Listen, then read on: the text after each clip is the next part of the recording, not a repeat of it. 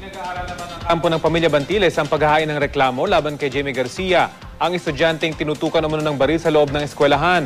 Sa panayam kanina ng unang hirit sa abogado nilang si Attorney Richard Nethercott, iginit nilang nasa hustong gulang na si Garcia para sagutin sa korte ang pananakit sa kanyang mga kaklaseng pawang mga menor de edad.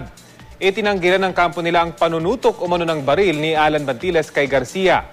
Giit naman ng abogado ng mga Garcia si Attorney Alan Tan na trauma raw ang kanyang batang kliyente sa panunutok ng baril ng nakatatandang Bantiles kaya desidido silang sampahan siya ng reklamo.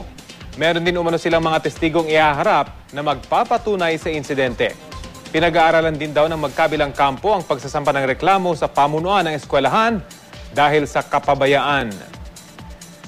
Meron pa po kaming ibang witness. In fact, meron kaming incident report ng security na merong isang teacher na nag-report sa security tungkol sa panunutok.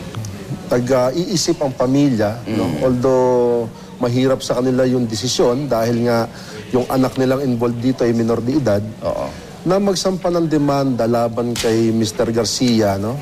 Dahil si Mr. Garcia nga, for one, hindi na siya minor, 18 years old yan, nakaklase nila, at siya yung nanakit sa isang minor de edad.